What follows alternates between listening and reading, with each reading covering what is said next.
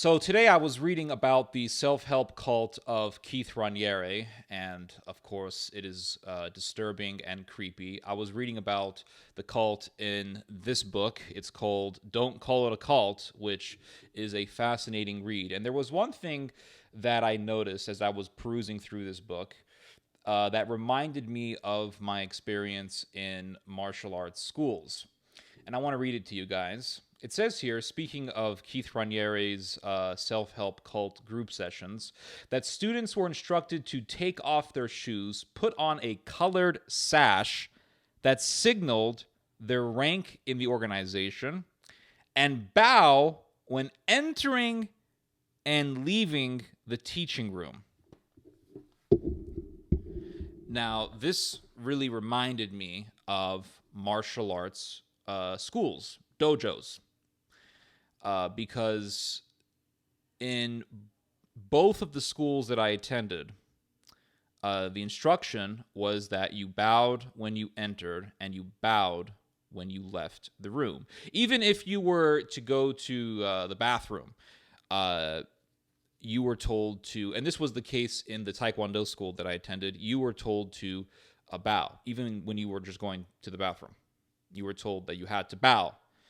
And you didn't have to bow just toward, the air. You had to bow towards literally the flag of South Korea, which is cringy and cultic. So I'm going to tell you guys my story, my experience in martial arts. And this is not me saying, oh, look, I'm a badass. I'm not a good fighter. I'm not a good martial artist. But I want to tell you guys my experience so that I can warn you of the cult nature of many, many martial arts schools. Because there are many dojos, be they jiu-jitsu, or be they taekwondo, or be they kung fu, or be they karate, that have cult characteristics. Or they're just blatantly cults. So here we go. So the year was 2009, January of 2009, and I really wanted to train in martial arts. I wanted to learn how to defend myself, and also I wanted to get in shape. And I really the desire to join a martial arts school began in 2008. And January of 2009 came. I decided that I was going to go try out this school that I heard about. It was a Taekwondo school. But they had a class for adults that entailed kickboxing and grappling, and it was only $50 a month, so that's pretty affordable. Most schools will charge you $100, over $100. This school didn't. This school was very affordable, and it was kind of like, it wasn't in a very good location. It was kind of like in the corner somewhere, so it kind of had a really cool like Fight Club type edgy feel to it, which was nice. And I joined this school, and your first day of class, the teacher bows down towards this flag of South Korea. And if you haven't seen it, the flag of South Korea has the yin yang symbol, which represents I think good and evil or something like that. Some weird. It's part of a Buddhist philosophy, and there's also some other religious symbolism on the flag representing like the joining of heaven and earth and all that, which is all pretty weird. But I never did it. I was just there to train. I was just there for the conditioning. I was there to have fun, and I did have fun. The training for the most part was pretty good. We did a lot of sparring. We did a lot of drills. It wasn't as far as, it wasn't a McDojo. For those of you who don't know, like in the martial arts subculture, there's a term called McDojo, which is like a play on words from McDonald's, and it's a word that denotes a martial arts school that is just focused on making money. But this school, the prices were affordable, and the training was legit, and the teacher was very athletic. He hit like a damn donkey. He kicked like a damn donkey. The guy could kill you with his feet. He punched very hard. He had us hit bags and hit pads and shadow box, and we did all that stuff. And I got in very good shape. I'm not going to lie. This school put your ass in shape. This wasn't one of those schools where, the teacher's overweight and everybody in there is overweight and they just do like stupid forms all day. Like we did a lot of conditioning. A lot of high intensity interval training. We did sparring at least once a week. And it was heavy sparring, but usually we would do sparring twice a week, sometimes 3 times a week. It was crazy fun. It was scary, but it was very fulfilling to be able to spar with somebody and to hold your own and to hold your ground.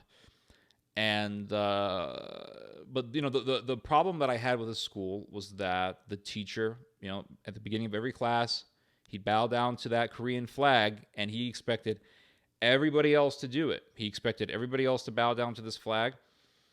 And then when class ended, he said, "Okay, everybody line up." We bowed to each other, and then we were supposed to bow down to the flag, and I never did. So this went on for months and months and months where I just did not bow to the flag. And I thought that I assumed that he saw that and he just didn't care because I was a loyal customer and it was no big deal. But he one day, it was the beginning of class, I walked in, we talked, we did our stretches, and we lined up. It was the beginning of class, and he said, "Okay, everybody, back straight, bow," and I didn't bow. And there was another student who also didn't bow as well. I'm assuming he also did it. He also refused to bow for the same reasons that I refused to bow, for religious reasons. And the coach turned around and he aggressively said, "Y'all got to start bowing down to the flag." And I said, "I'm not going to do it." And he didn't talk to me. He didn't say why not. He didn't ask questions. He literally just turned back facing the flag and said, "Back straight, bow." And I didn't bow. And I said, "I'm not going to do it." So we did class, and class ended, and then we lined up, and then he bowed down to the flag, and I, of course, refused. And then we talked about it after class, and I said, "Sir," I said, when I refuse to bow down to the flag, it's not a disrespect to you. I'm simply refusing to bow down to the flag for my own religious reasons." And this was in, I want to say this was in 2009, so I had to have been either 18 or 19 years old at the time. And he said, when you bow down to the flag, you are showing a respect to your fellow students, to your coach, and you're showing, I think he said something like, you're showing a respect to the art or something like that. And I said, "It's no disrespect to you. It's just that I will not bow down to it. It's a yin yang. It's a religious symbol. It's absolutely a religious symbol." And he said, "There's no religious significance at all in it," which is obviously not true. And he said, "My father is a grandmaster, and if he saw you refusing to bow down to the flag, he would have thrown you out." And then he walked away. Later on that night, I went online and I started researching the flag, and I actually went onto the school's website, and they had a little section there about all of the symbolism in the martial art, and they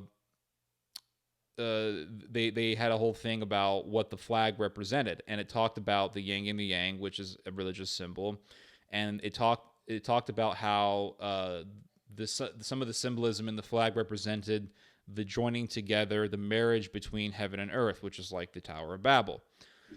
So when I got back to class, I told him, I said, "Hey, sir, you told me that the flag had no religious significance, but I went onto the actual website of your school, and it says that the yin and yang is, part of, it talked about the yin and the yang, and it talked about how some of the symbolism there represented the marriage between heaven and earth." I said, "All of this is very religious." And I forgot what he told me, but he didn't like it because it was obvious that, I think to him, it was obvious that I was disagreeing with him, but I think to him, he saw it as defiance or he saw it as disrespect. And, going back to the Keith Raniere cult, remember what the book said. It said that each student was made was ordered to wear a colored sash, and each color represented their status, their progress in the group, in the cult. Martial arts schools give you belts. You start out as a white belt, yellow belt, and the belt system is kind of cool. I mean, it is kind of cool to walk around with that karate suit with the belt. I mean, there is something aesthetically pleasing about it. I'm not gonna lie. I love the movie The Karate Kid, the first movie. The other ones are okay. I especially, well, in terms of sequels, my favorite Karate Kid sequel is the one that had the song from the Cranberries and the Buddhist monks are dancing. I thought that was kind of cool, but I mean, I'm not gonna sit there and pretend that it's not aesthetically pleasing. It is. It's cool to walk around with sandals and that little karate gi and the belt. There's something really cool about it, and you just got out of practice and you're wearing this thing and you're physically in shape. Your heart feels good. Your body feels good. You don't feel like a lard ass. It's really cool. But again, the whole thing with the way that martial arts schools arrange themselves, the way that they govern themselves, is like a cult. And this can, from my experience, it can be a place where people can have a lot of fun and the teacher is a cool guy, but at the same time, it's also a place where vulnerable people can easily be preyed upon, sexually preyed upon. I've never seen that happen, but I've heard of it happening, where coaches start touching female students. But most commonly, as far as abuse goes, it leaves people vulnerable to physical abuse, because you have a teacher who is a lot more physically fit than the average student. He's going to be way more experienced in fighting. He's going to have the advantage over someone who is a novice in the art. And the teacher can either use that advantage to teach the student something, teach the student how to fight, or he can use his superior skills as an opportunity to just literally beat the shit out of some poor guy and break ribs, and then get away with it by saying, oh, this is part of the training. This is part of being tough. And that's, as far as abuse goes in martial arts schools, that's the type of abuse that I've seen and that I've experienced, and that's the type of abuse that I've heard of happening the most. Although sexual abuse does happen, and I'm not going to pretend that it doesn't. Obviously, it does.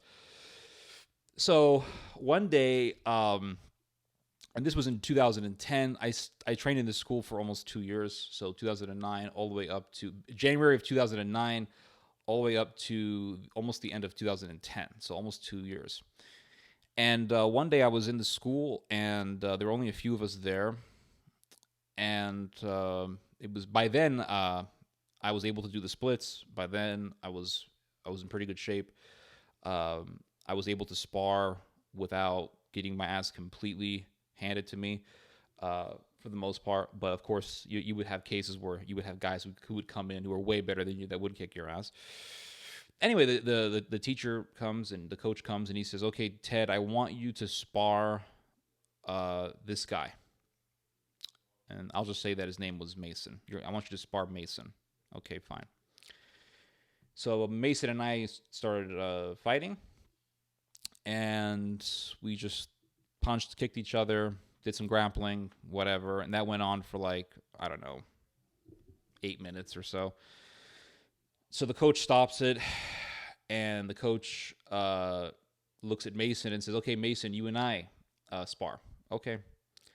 So Mason and the coach are sparring, and the coach grabs Mason in the clinch position. So like in Thai fighting or in kickboxing, there's the clinch where you put your two hands behind the person's head and you clinch, you pull them real close.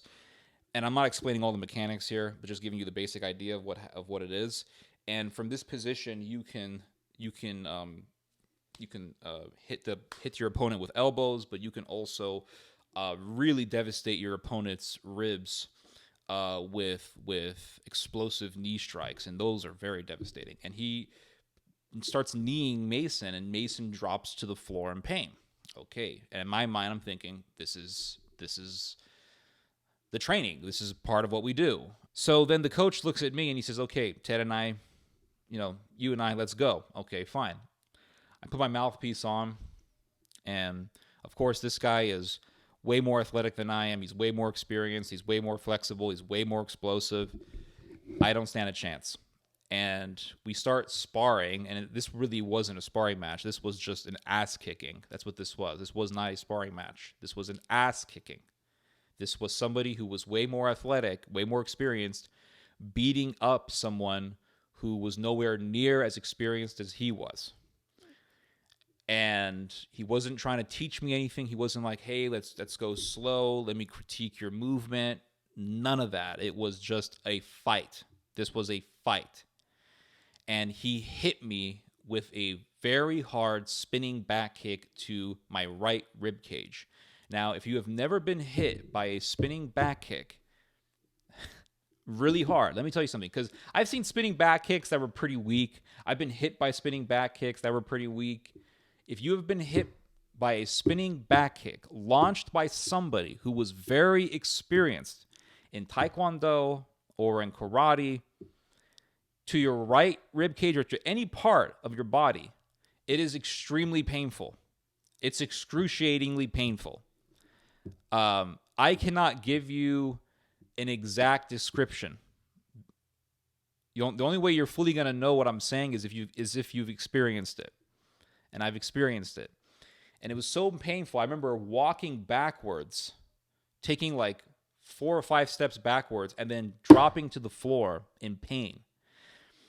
And I remember getting back up and me, trying to be a tough guy because, this was the martial art. Like, this is what we do. This is Fight Club. I said, I want to continue on. And I think he just grabbed me and just like pushed me to the ground. He's like, you're done. You're done. This is it. And that was, like, looking back, I'm thinking that was just not right what he did to both of us, because he busted the other guy's ribs as well. Like, that was not right at all. And what's interesting is that Mason and I, we were the only 2 guys who did not bow down to the flag. That's the weird thing about it. And I'm thinking that it was just crazy. And the pain was so bad. The pain was even worse the next day. When I woke up the next morning, I couldn't laugh without feeling pain, couldn't cough without feeling pain, couldn't sneeze without feeling pain, couldn't walk without feeling pain. I'm on the bed. It was awful. Awful. You can't really sleep comfortably because any movement will trigger the pain, and this is a sharp, excruciating pain. It's like, I don't know, it's like a razor blade sliced through you. It's so painful. Very painful. The spinning back kick, just a food for thought here. The spinning back kick is actually the most powerful kick in all of martial arts. The most common kick that people throw is the roundhouse kick, and that's because it's powerful and it's also pretty easy to launch. But as far as the most powerful kick, the top of the list is going to be the spinning back kick. And when I decided to leave the school, I remember talking to the teacher, and he told me, Ted, just to let you know, I thought that you were the biggest asshole student I've ever had. And I was like, wow, that explains everything. And that was the last time that I was there. So the reason why he thought I was such an asshole was because I did not bow down to the flag of South Korea. As cringy as that sounds, that was the reason why he disliked me. And I think that when he threw that hard-ass spinning back kick to my ribs, and he dug his heel into my rib cage and busted my ribs and put me out of commission for a month, that was just pure hatred. So when you have these martial arts schools that are, where you have you have the student, and then you have the coach, and the student is listening to the coach, and you're in this room with a guy who can beat the hell out of you easily, that leaves room for abuse. That leaves somebody susceptible to abuse. Now, the teacher can be a cool guy and never do that, and that's great. But when you're in a place, you're paying money to this guy, and you think he's going to teach you martial arts, and he does teach you martial arts, but he's a lot better than you are, and he's way more experienced, and he can really hit you hard. And if he wants to, he could really injure you, and then just smoke screen your brain and say, oh, it's just training, sorry.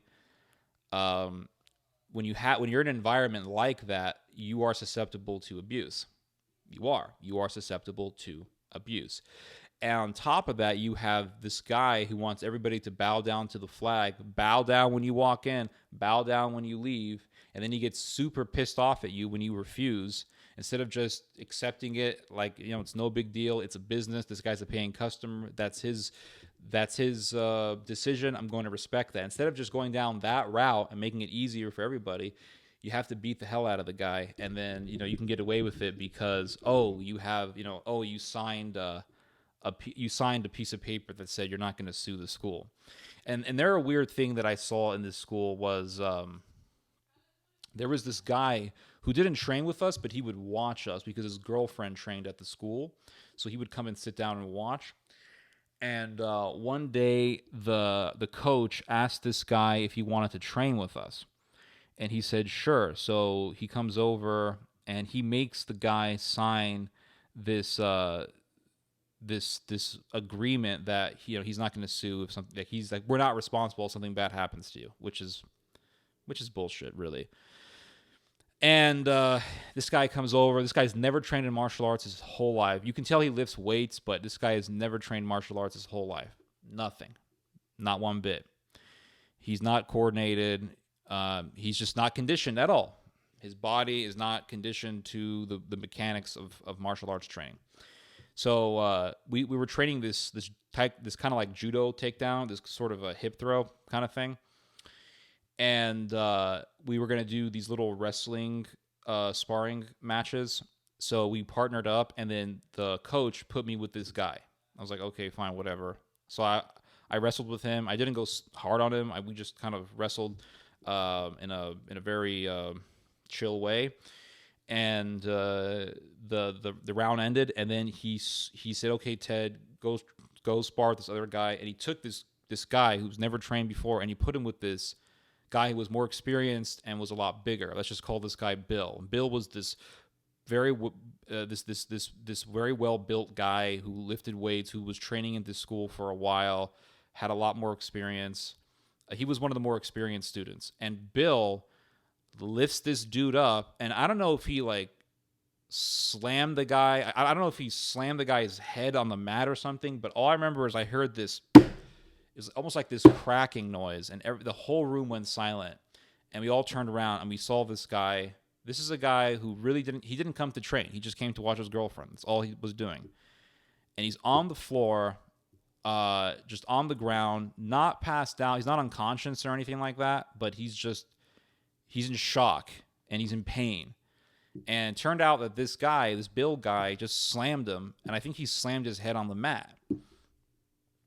And I think he did like a double leg takedown and just slammed the dude or something like that. It was nasty. And this guy was in pain, and he was on the floor for like a good 5-6 minutes. And the coach was like, oh, you'll be all right, dude, blah, blah, blah. You'll be all right, whatever. And I don't really think anything of it. I just say, okay, people get injured, whatever. This is a martial arts school. If you sign up, you know what you're getting yourself into. So class ended. I go home. The next week, I'm in the class. It's Monday night, and Bill comes in, and he's like, man, I really feel bad for what I did to that guy. And the coach says, well, that's what that guy deserved. That's what he deserved for talking shit. That's what this guy said. And I looked at the coach, and I said, well, what do you mean by that? And he said, well, that guy was talking shit about me. So I asked him if he wanted to train with us, and I wanted him to get hurt, basically. And I was like, what the hell? And then this coach, with a very smug face, said something like, luckily I got him to sign the form. It was like this, I don't know what they call it. I don't know exactly what they call it, but it's a form that you sign where you agree that the school's not responsible for you getting injured. And he's like, yeah, I got him to sign this form. It was all very sadistic and strange to me. It was very weird. And I don't know how you can bow down to the yin yang flag, pretending that you're some man of honor and respect, and then you go out and do something like that. And then you want to force people to bow down to this flag. It's sickening. The whole thing is sickening. It's very weird, guys. It was culty, very culty. So I left that school and I just did bag work at my house, hitting my bag. I was like, okay, I'm not going to go back to a martial arts school. I just did my heavy bag work and that was it. So in 2018, I got this itch to go back into martial arts training, but I didn't want to go to a school that was crazy. And I heard about Brazilian jiu-jitsu, and I heard about the wonders of it and how it's the best martial art for somebody who wants to learn how to defend themselves, and it's the one martial art where you're not as likely to get injuries because there's no strikes. And I also heard that it was very chill. Like jiu-jitsu is one of the selling points of jiu-jitsu is that it's a very chill environment because no one's getting punched in the face.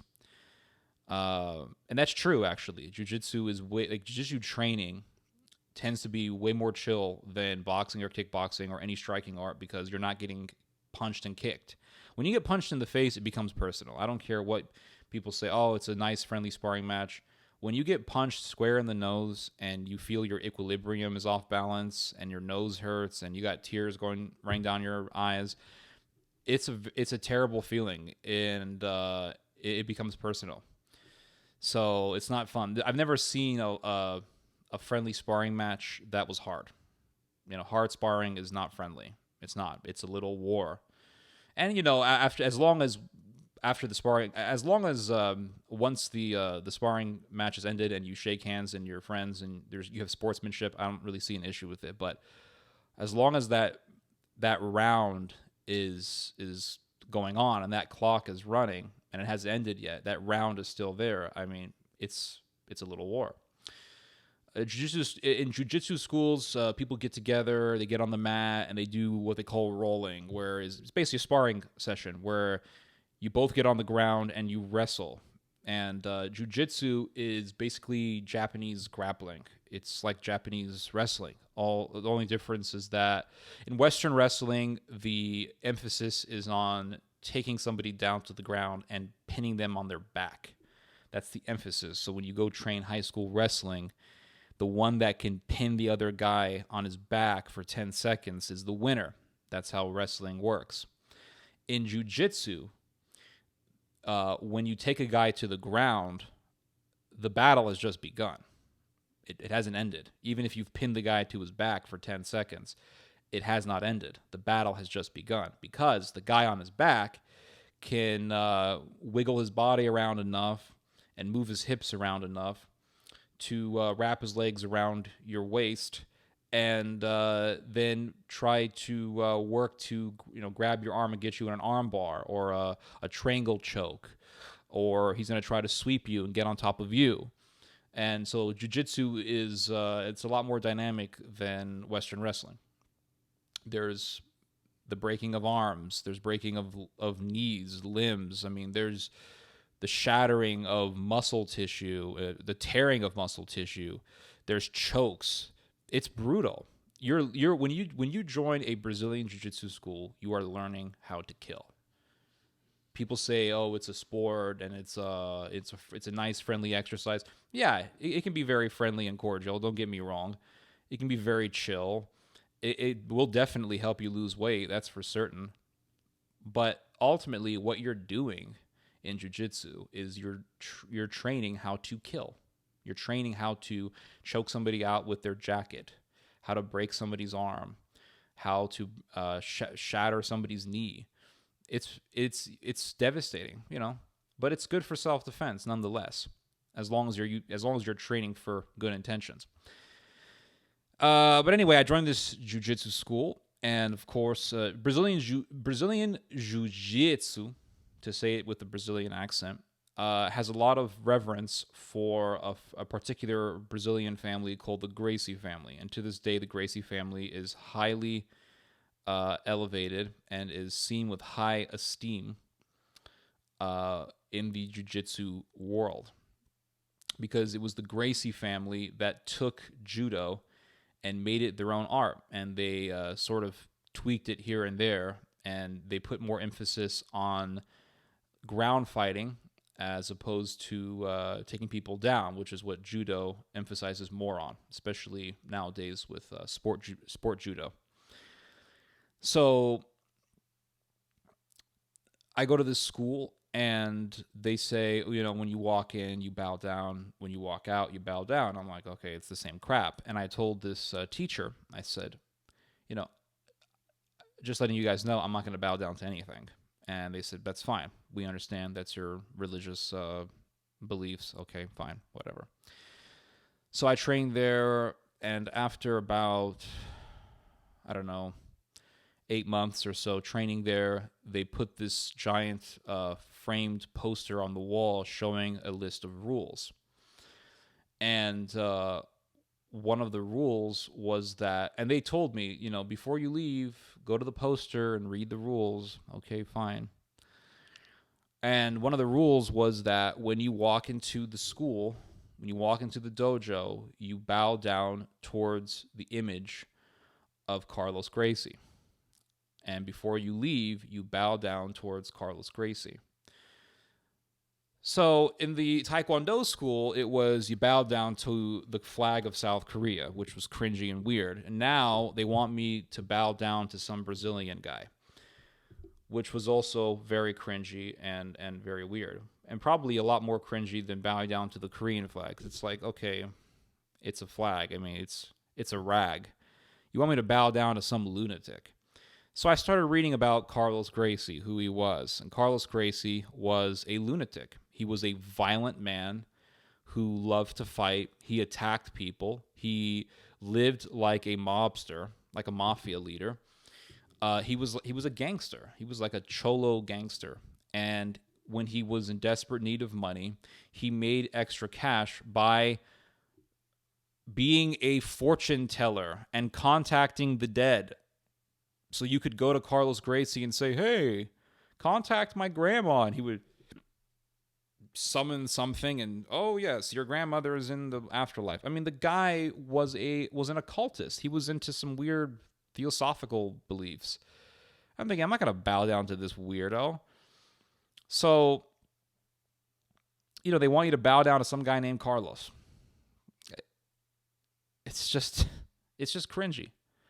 So I never bowed down to this guy. I never bowed down. But I wanted to train there because it was fun. It was fun rolling around and trying to outmaneuver somebody and in a friendly, competitive way.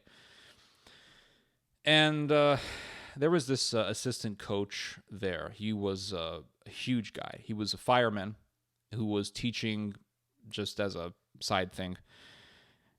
And, if you know what it takes to be a fireman, you know that most people aren't physically strong enough and athletic enough to even be qualified to become a fireman.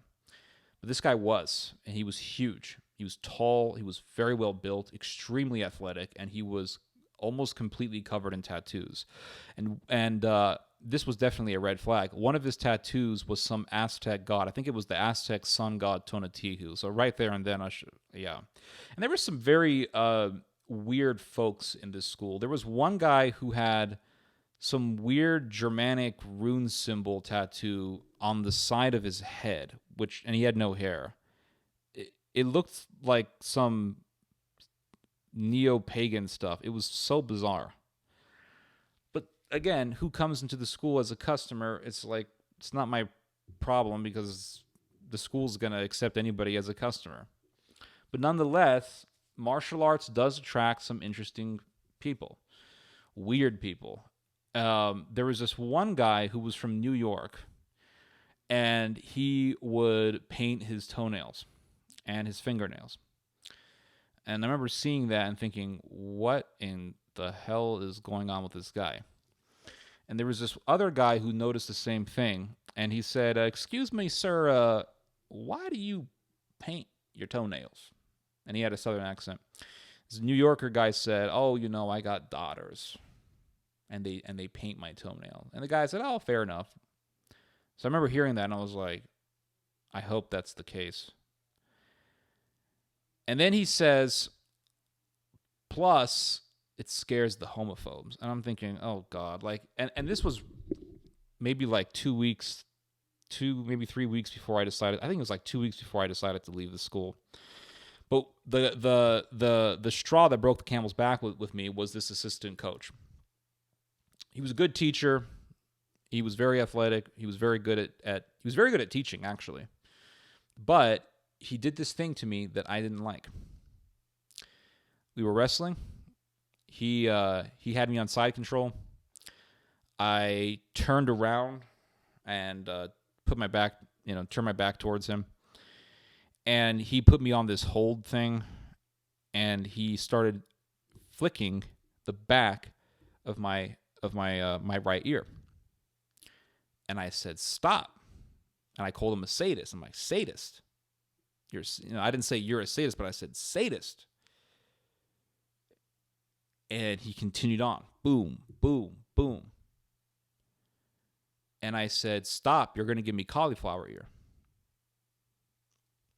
So he stopped.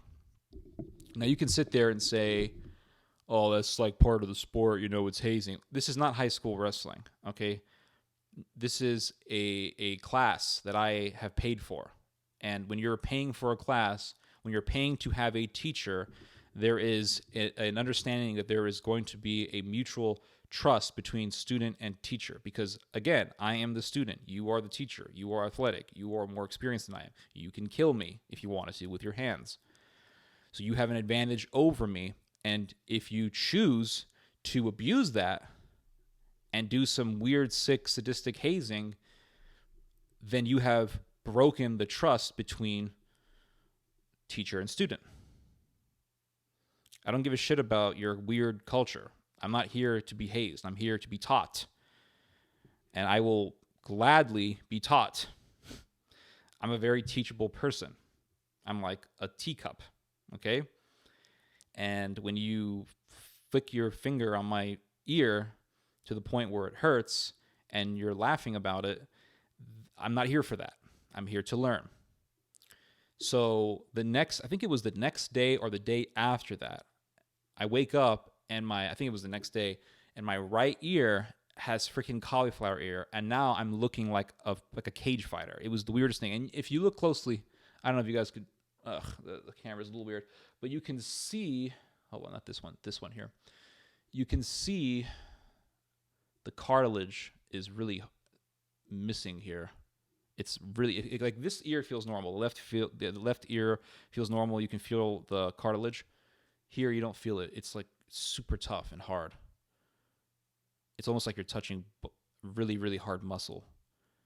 That's the remnant of the cauliflower ear is still there. And this ear was puffed up right here. And at first I thought, oh, look, I have cauliflower ear. I look like a cage fighter. And there's a lot of people who think, oh, I would love to get cauliflower ear because, people are going to respect me and they're going to think that I'm some UFC fighter. I'm a badass. They won't mess with me. The reality is that cauliflower ear sucks. It sucks. There's a reason why Joe Rogan, when he grapples, he has headgear because he never wants to get cauliflower ear. Cauliflower ear sucks. And a lot of people who have severe cauliflower ear regret it. Why? Because it hurts to sleep. And it will impede, if it gets bad enough, it will impede your hearing because the cauliflower ear will puff up to the point where it blocks your damn ear holes. And it hurts to sleep on this side. You're trying to rest your head on your right side and you can't because it stings. It flipping hurts. So I'm like, I got to get rid of this damn thing. So I didn't want to go to the coach and be like, oh, suck the whatever it is, the fluid out of my ear because you can get an infection that way. So I remember I went to the school and I confronted the coach and I said, "Sir, you literally gave me cauliflower ear when you flicked your finger on my ear." And instead of saying, "Shit, man, I'm really sorry," if he would have just said, "Listen, I'm sorry, it's never gonna happen again," then I would have continued to train there probably. But he said he had this weird sadistic smile, and he's like, he said, "I would be so happy to find out that I gave you cauliflower ear." And you could say, well, Ted, it's like it's part of their culture, like the martial arts culture. It's cool. It's like a mark of honor to have. I don't give a shit. That's not what I'm here for. I'm not here for this weird atmosphere of hazing, which is really abuse. I'm not here for that. I came in here trusting that you would teach me, and I came in here believing or trusting that you would respect the mutual understanding between teacher and student. And that mutual understanding is you can kick my ass, but I'm going to trust that you don't, because I'm going to trust that you're an honorable person. And the moment that you break that, you break the trust. You've abused my trust. You've abused my trust.